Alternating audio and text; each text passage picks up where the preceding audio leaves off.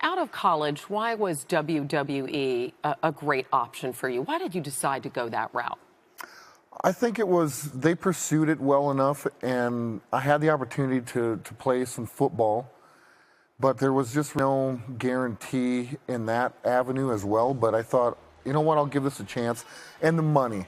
They offered me an offer, a developmental deal that I really couldn't turn down at the time.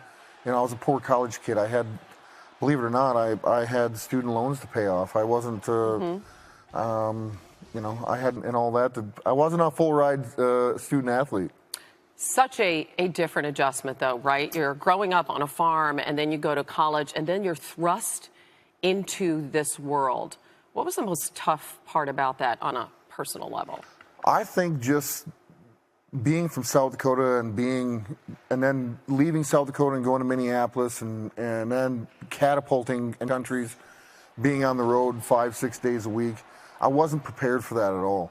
I didn't grow up as a pro wrestling fan. I never watched any. You weren't? No, I never watched pro Wow. wrestling as a kid. The first time I ever seen pro wrestling or ever had the desire to even watch it was I was already seen when the company approached me and wanted me to participate with the program. You've been really forthcoming, too, about some of your struggles during that time that you were involved in some substance abuse. I read a quote where you said there were like 2 years of your time during that time. You don't even remember? You know, I was on the road and I was injured and I was a champion and I didn't want to quit. I had the no quit attitude.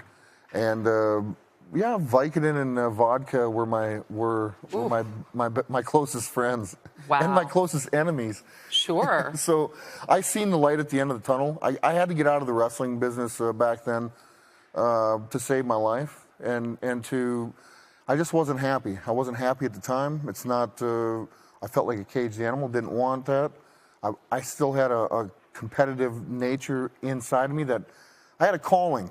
I had a calling to go back and compete again, and I didn't know what it was, but I tried the NFL. I think the NFL was more of an scapegoat just to get out and to say that I did it and I tried it. Really? I was on the Vikings practice squad for, you know, I was the last guy cut from the team. They wanted to send me to Europe they wanted to keep me, but they couldn't.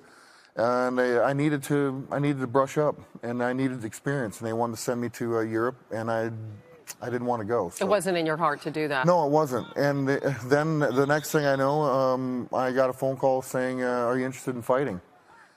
And I said, "Absolutely." You know, and I gave it a one-fight shot with a company out of Japan, and then decided I wanted to be in the UFC. And Dana White wouldn't take my phone calls. Wouldn't take your phone calls? No. Oh, tell me that story. So Dana White won't. I win my first MMA fight. Dana White won't take my phone calls from my lawyers and manager, and so I said, fine. Randy Couture was fighting Gabriel Gonzaga for the heavyweight title, and I said, we'll buy a ticket and we'll go to the show. And I bought a ticket, sat in the stands, watched the whole show, and at the end of the show, I jumped the guardrail and escaped a few security guards, ran up and tapped Dana White on the shoulder and introduced myself, and that's where the ball started rolling.